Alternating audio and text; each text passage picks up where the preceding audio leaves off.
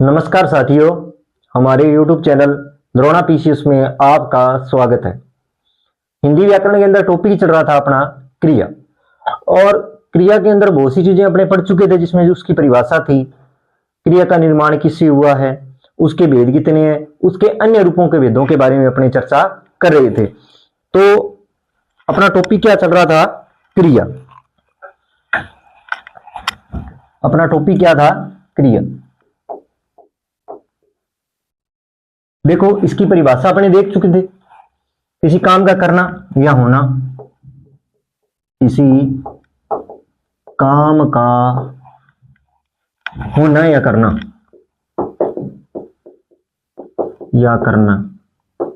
करने का बोध लिख लो आप।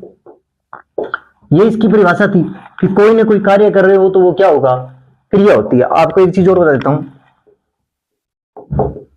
कोई कार्य, अगर कोई कार्य हो रहा है तो वो किसके रूप में आएगी? क्रिया के रूप में आएगी। जैसे खाना, पीना, पढ़ना, लिखना। जैसे खाना है, पीना है, पढ़ना है, लिखना है, लिखना है, ये जो चीजें हैं, ये सभी की सभी क्या है? क्रिया है। इन चीजों के बारे में अब ये क्या है? धातु का मूल रूप होता है। क्रिया का मूल रूप क्या होता है? क्रिया का मूल रूप, इसकी अगर बात करूं तो क्या होता है? धातु होती है। कहने का मतलब मेरा ये है कि धातु से ही किसका निर्माण होता है? धातु से ही किसका निर्माण होता है? क्रिया का निर्माण होता है। ये चीजें मैं बता चुका था, ठीक है। उसके बाद में अगर मैं बात करूं इसके बारे में, धातु में जैसे क्या क्या है? जैसे आ है, इसमें देख ले खा है, इसमें पी है, ठीक है, इसमें पढ़ है, इसमें लिख है। ये क्या है? ये सभी के सभी धातु हैं। ये सभी के सभी क्या है? धातु के रूप है, ठीक है। इनसे किसका निर्माण हुआ है? क्रिया का निर्माण हुआ है, ठीक है। फिर मैंने बताया था अभी धातु, धातु भी आगे दो भागों में बांट दिया गया। कितने भागों में बांट दिया गया? दो भागों में। जैसे कौन कौन से? एक तो था यौगिक, सॉरी मूल धातु, मूल, और दूसरा था यौगिक, जिसमें कहते हैं कि स्वतंत्र हो, जिसमें कोई भी प्रत्यय उपसर्ग किसी का साथ न हो। आप ये लिख सकते हैं, साथ न हो, किसी कोई भी साथ नहीं। इसमें क्या? यौगिक का मतलब जोड़ना, जुड़ना या जोड़ना। जोड़ने का मतलब किसी के साथ। इसमें ज्यादातर क्या लगे होते हैं? प्रत्यय लगे होते हैं। यौगिक में अगर बात करें कि क्या लगे होते हैं? प्रत्यय लगे होते हैं। प्रत्यय से लगभग सारे शब्द बने होते हैं। तो ये क्या है? ये धातु के दो मूल रूप थे, ठीक है। उसके बाद में हमने किए थे क्रिया के भेद। क्या किए थे? क्रिया के भेद। इन भेदों की अगर मैं बात करूं तो इसे दो भागों में मैंने बांट दिया था। कौन कौन सा? सहकर्मक और अकर्मक, ठीक है। इनमें जिसमें कर्म होता है और इसमें नहीं होता है, ठीक है। जिसमें कर्म हो वो सहकर्मक, जिसमें कर्म नहीं होता है वो अकर्मक क्रिया थी। इसके बारे में अपने चर्चा भी कर चुके थे, ठीक है। अब अपने आगे इनकी परिभाषा भी देख चुके थे, जिसमें कर्म का बोध हो, जिसमें कर्म का बोध न हो, ठीक है। कर्म में कौन कौन से आते हैं, इसमें नहीं आते हैं, ये मैंने बता। इसमें क्रिया भी मैंने बता दी, कौन कौन से शब्द अकर्मक के होते हैं, कौन से सहकर्मक क्रिया के होते हैं, शब्द होते हैं। इनके बारे में भी मैं चर्चा कर चुका। उसके बाद में हम पढ़ रहे थे कि क्रिया के अन्य रूप या भेद। आगे क्या पढ़ रहे थे? क्रिया के अन्य रूप या भेद, उनके बारे में चर्चा कर रहे थे।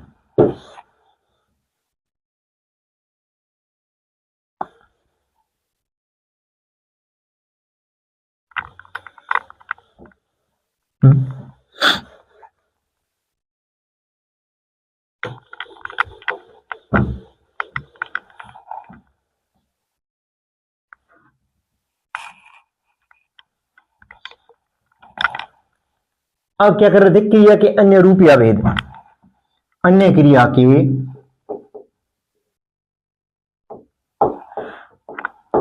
के भेद या रूप,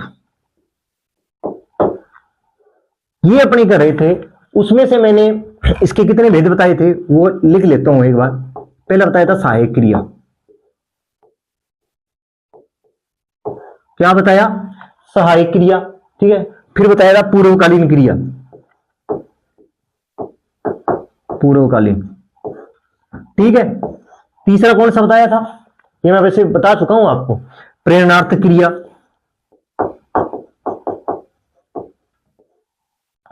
चौथा था द्विकर्मक। पांचवा कौन सा था बताओ आप, कुछ आप भी, क्रियार्थ क्रिया होती। और छठा क्या था, विधि क्रिया। इनमें से अपने 3 कर चुके थे, प्रेरणार्थ क्रिया तक कर चुके थे। वैसे सहायक क्रिया मैंने क्या बताया था, मुख्य क्रिया की सहायता करने वाली क्रिया। अगर मैं बात करूं किसकी, सहायक क्रिया की बात करूं पहले की, तो पहले में मैंने क्या क्या बताया है, देखो कि एक तो मुख्य क्रिया की सहायता करने वाली, मुख्य क्रिया की सहायता करने वाली तो कौन होगी, सहायक क्रिया होती है।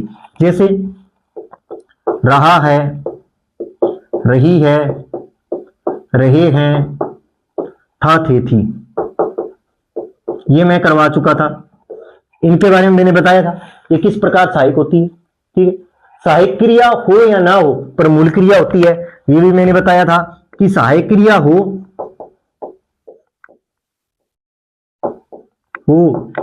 या न हो,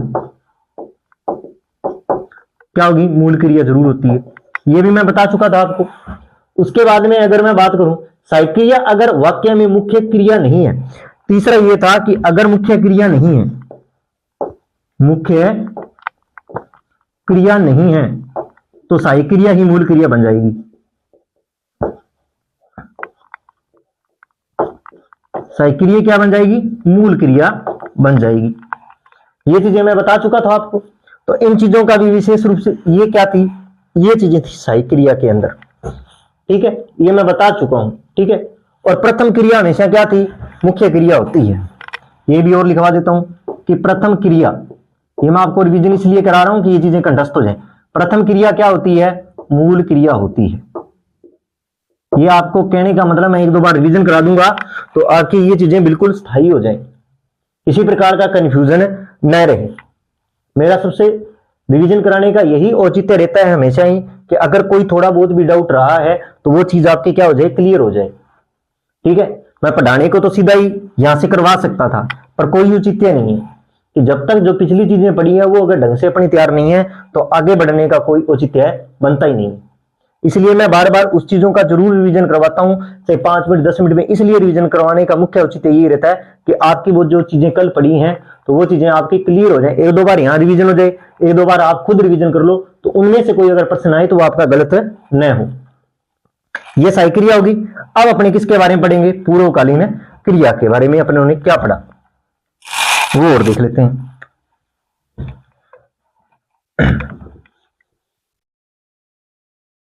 पूर्वकालीन क्रिया के बारे में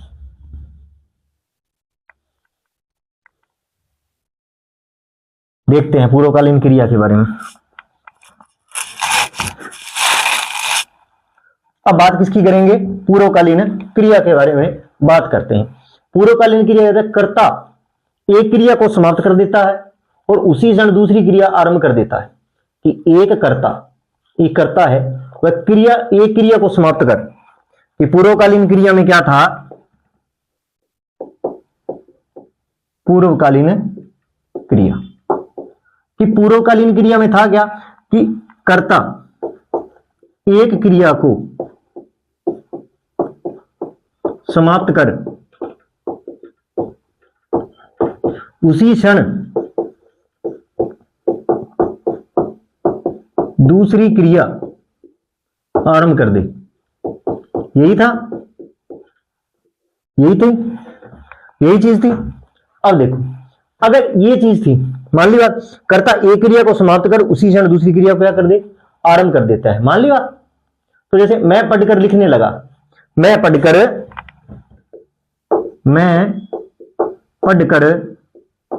लिखने लगा, तो देखो पढ़कर क्या है, ये पूर्वकालीन क्रिया बन जाएगी। ये क्या है, पूर्वकालीन क्रिया बन जाती है। बात समझ में आ गई। ये क्या थी, ये थी पूर्वकालीन क्रिया थी। उसके बाद में अपने की थी प्रेरणार्थक क्रिया। कौन सी की थी, प्रेरणार्थक क्रिया, तीसरी क्रिया। उसमें क्या देखा था, उसको अभी थोड़ा बहुत देख लेते हैं।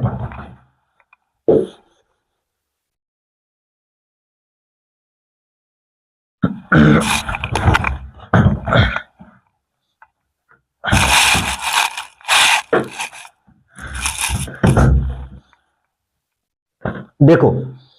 तीसरी क्या थी, प्रेरणार्थ क्रिया। देखो प्रेरणार्थ क्रिया में क्या होता है कि प्रेरणार्थ क्रिया में जिस क्रिया से यह ज्ञात हो कि कर्ता स्वयं कार्य नहीं करता है, प्रेरणार्थ क्रिया देखते हैं।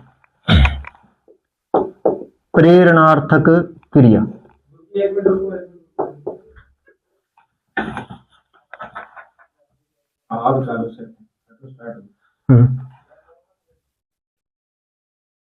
प्रेरणार्थ क्रिया, प्रेरणार्थ क्रिया जो है, देखो प्रेरणार्थ क्रिया में क्या होता है कि कर्ता उसमें स्वयं कार्य न कर कर किसी दूसरे को कार्य करने के लिए क्या करता है, प्रेरित करता है। कि जिस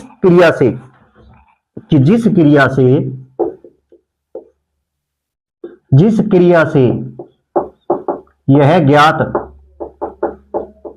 हो कि कर्ता स्वयं कार्य न कर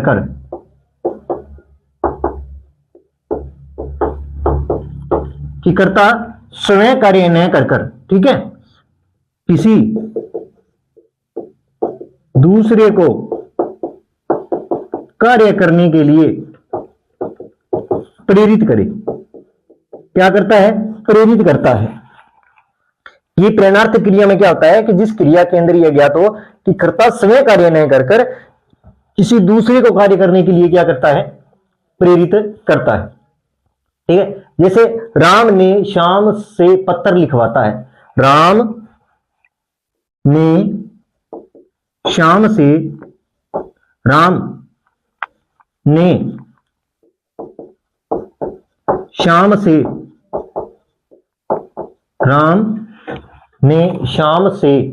पत्र लिखवाता है, राम श्याम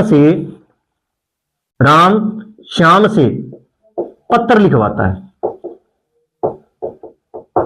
तो कहने का मतलब है राम करता है, इसमें ये स्वयं कार्य ना कर किससे करवा रहा है, दूसरे से करवा रहा है ना, तो इसमें कौन सी क्रिया हो जाएगी, प्रेरणार्थ क्रिया हो जाती है।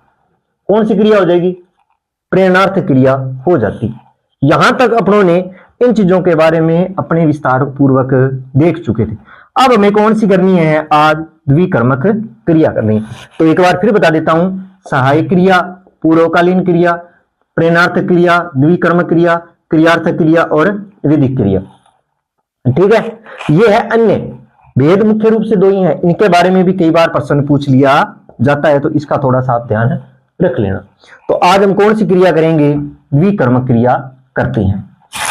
ये चीजें जो मैंने अभी आपको बताई हैं, ये चीजें मैं करवा चुका हूं, सिर्फ मैंने एक थोड़ा सा एक रिवीजन करवाने की कोशिश की है। अब अपने कौन सी करेंगे, द्विकर्मक क्रिया।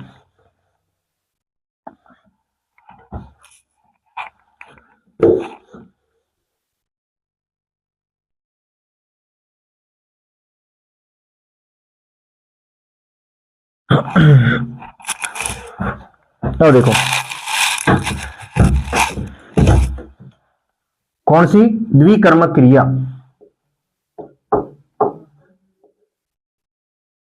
द्विकर्मक क्रिया, देखो द्विकर्मक क्रिया का खुद से ये पता लगा है कि इसमें कर्म कितने होंगे। वैसे मैं थोड़ा सा समझा देता हूं, इसमें आपको मिलेगा क्या। द्विकर्मक क्रिया का मतलब है जिस क्रिया में दो कर्म हो, वाक्य में जिस क्रिया में दो कर्म हो। एक तो क्या होंगे, दो कर्म होंगे इसमें। मैं एक बार समझा रहा हूं, उसके बाद में विस्तार से बताऊं कितने कर्म होंगे। दो कर्म और एक क्रिया होती है। क्या होती है, एक क्रिया हो और दो कर्म हो, वहां कौन सी होंगी, द्विकर्मक क्रिया होती है। बात समझ में, उसे क्या कहेंगे, जिसमें एक कर्म, ये भी आप थोड़ा सा ध्यान रख लेना कि जिसमें एक कर्म और एक क्रिया हो, वो एक कर्मक क्रिया कहलाती है। क्या कहलाएगी, एक कर्मक क्रिया कहलाती है। बात समझ में आ गई। इस चीज का आप विशेष रूप से ध्यान रखोगे। आप ये लिखना चाहो तो लिख सकते हो, द्विकर्मक का मतलब दो कर्म और एक क्रिया, एक कर्म और एक क्रिया होगी तो एक कर्मक क्रिया कहलाती है। बात समझ में आई आप, कि जिस क्रिया में दो कर्म हो उसे द्विकर्मक क्रिया कहते हैं। आप इसकी परिभाषा लिख सकते हो यहां पर जिस क्रिया में जिस क्रिया में जिस क्रिया में दो कर्म होते हैं,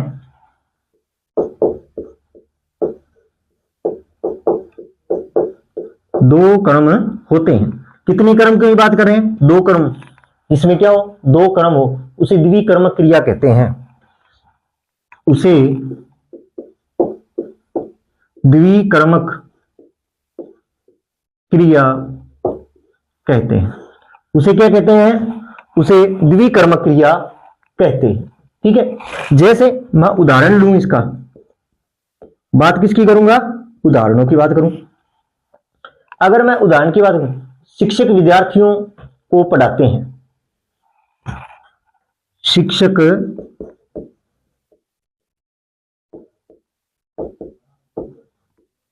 विद्यार्थियों को पढ़ाते हैं। ठीक है, शिक्षक क्या करते हैं? विद्यार्थियों को पढ़ाते हैं। ठीक है, क्या करते हैं? तो देखो, इसमें कर्म भी एक है, कर्म क्या है? एक है, और क्रिया भी क्या है? एक है। तो ये द्विकर्मक न होकर एक कर्मक है। क्या है? एक कर्मक है। ठीक है, अगर इसी को मैं क्या करूं, ऐसे लिख दूं, शिक्षक विद्यार्थियों को हिंदी पढ़ाते हैं, हिंदी पढ़ाते हैं। क्या करते हैं? हिंदी पढ़ाते हैं।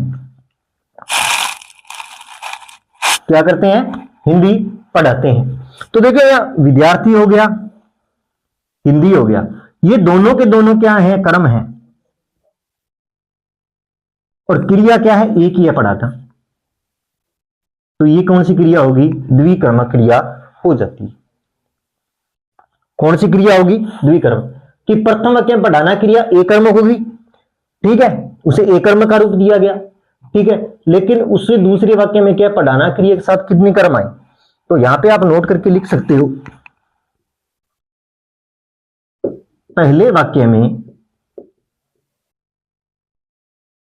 कि पहले वाक्य में एक क्रिया व एक कर्म है। एक कर्म है। क्या है? पहले वाक्य में एक क्रिया और एक कर्म है। दूसरे वाक्य में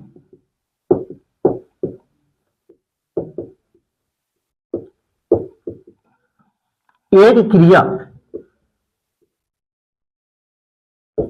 एक क्रिया, ठीक है, एक क्रिया, एक क्रिया और दो कर्म है। क्या है? दो कर्म है। तो इन चीजों का आप विशेष रूप से ध्यान रखोगे। ये क्या? ये कौन सी क्रिया हो गई? ये आपकी हो गई द्विकर्मक क्रिया, कि जिसमें एक क्रिया के साथ दो कर्म हो, द्विकर्मक। अगर एक क्रिया है और उसके साथ एक ही कर्म है तो एक कर्मक क्रिया बन जाती है। इस चीज का आपको विशेष रूप से ध्यान रखना है। तो ये कौन सी क्रिया होगी? आपकी द्विकर्मक क्रिया हो जाती है। बात समझे? अब अगली क्रिया कौन सी बची? क्रियार्थक क्रिया। अगली क्रिया कौन सी करेंगे हम अपने? क्रियार्थक क्रिया। कौन सी क्रिया करेंगे? क्रियार्थक क्रिया कर लेते हैं।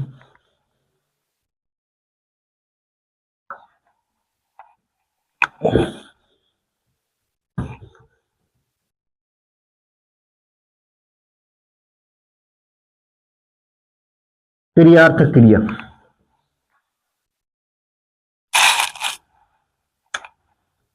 क्रियार्थक क्रिया। क्रियार्थक क्रिया।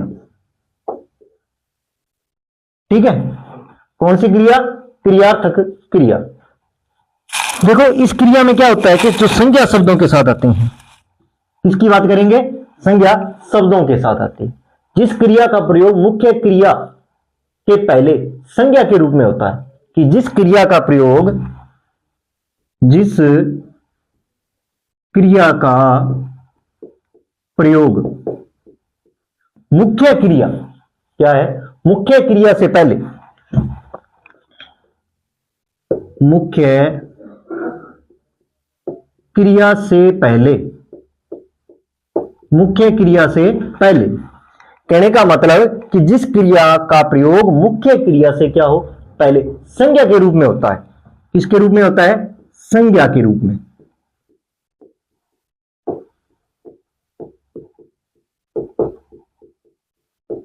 किसके रूप में होगा? संज्ञा का रूप में होता है। किसके रूप में होगा? संज्ञा के रूप में होता है। किसके रूप में हो? उसे क्रियार्थ क्रिया कहते हैं। उसे क्रियार्थक क्रिया कहते हैं।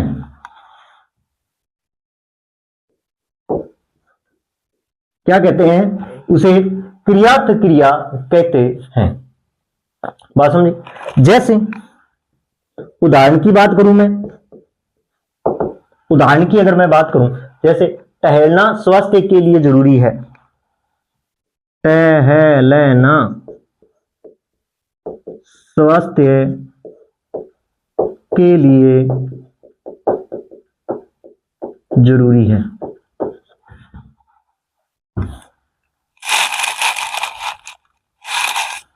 के लिए जरूरी है।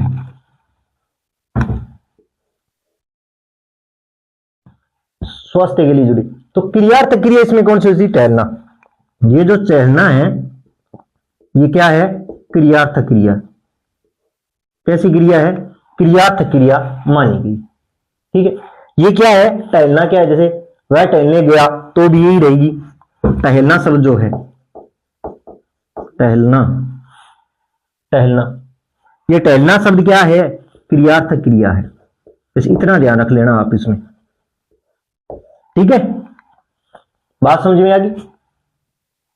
जिस प्रकार ये कह रहा है उसी प्रकार से, जैसे क्रिया से ना, ये टहल जो शब्द है ये क्या है? संज्ञा है। संज्ञा शब्द के साथ क्या जुड़ी है? ना से क्या बन गई? ये क्रिया बन जाती। कि आप क्रिया, संज्ञा, संज्ञा जो शब्द है उसके साथ आप क्रिया, क्रिया का रूप बनाते हो। क्या बनाते हो? क्रिया बनाते हो। संज्ञा शब्द को क्या बनाते हो? क्रिया रूप देते हो। तो कौन सी क्रिया होगी? क्रियार्थ क्रिया होती है। इस चीज का आप विशेष रूप से ध्यान रखोगे। ठीक है, आगे बात कर लेते हैं। क्या था? टहलना।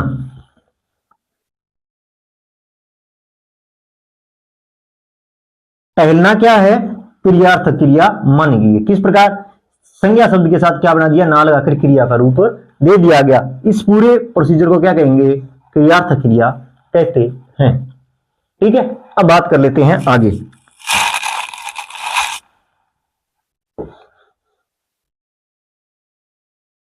अगली कौन सी बच्ची है बताओ? विधिक क्रिया बचती है। विधिक क्रिया, कौन सी क्रिया बची? विधिक क्रिया।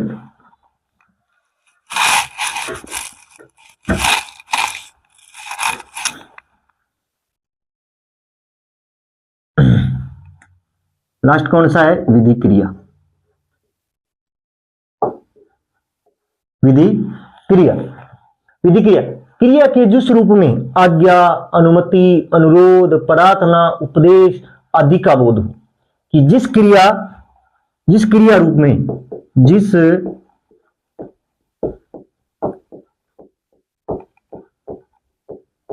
रूप में, कि जिस क्रिया रूप में आज्ञा, अनुमति, आज्ञा,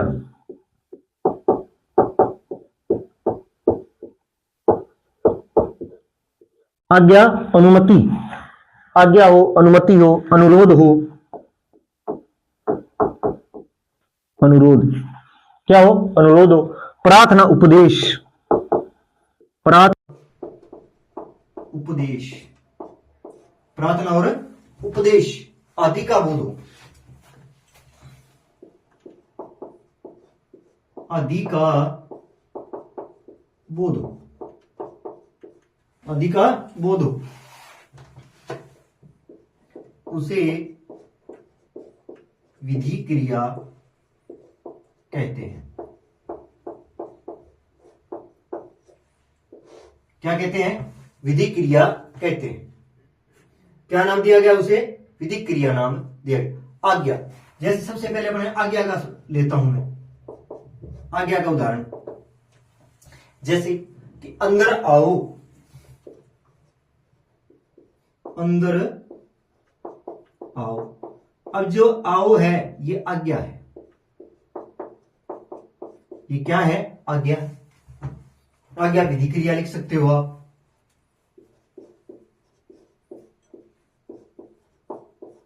आज्ञा विधि क्रिया है। प्रार्थना है, प्रार्थना की बात कर लेते हैं। प्रार्थना में ईश्वर मेरी सहायता करो, ईश्वर मेरी सहायता करो, ईश्वर मेरी सहायता करो। अब ये करो क्या है? ये प्रार्थना है।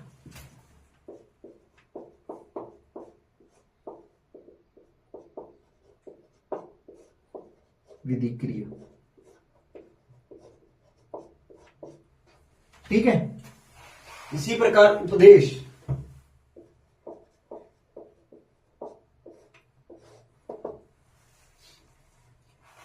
बड़ों का कहना मानो,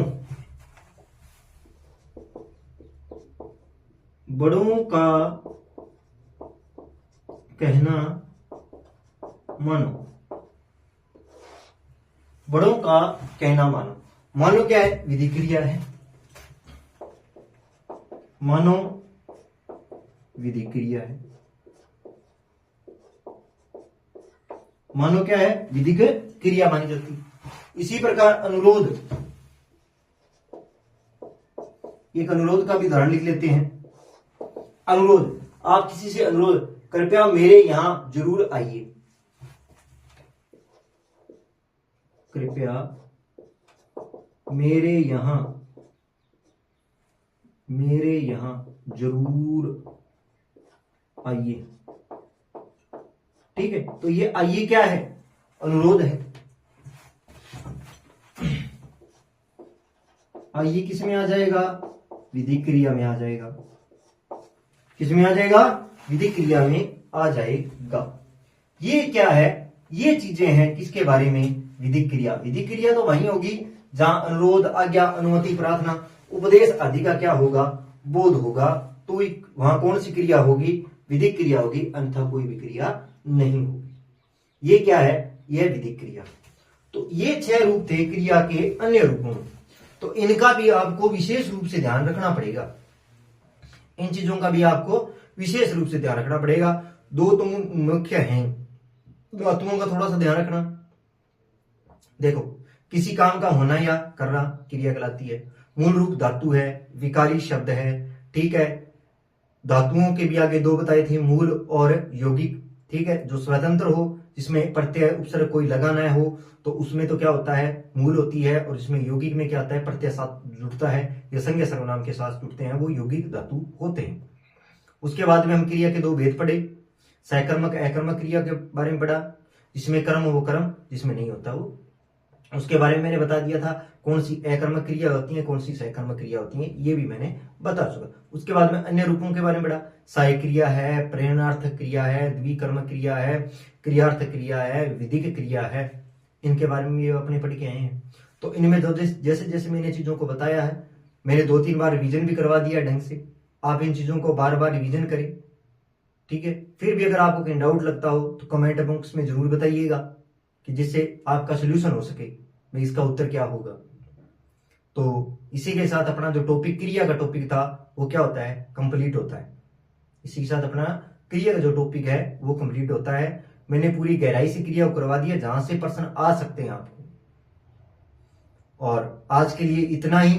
अगर आपको मेरी क्लास अच्छी लगी हो, लाइक करें, कमेंट करें, चैनल को सब्सक्राइब करें। धन्यवाद।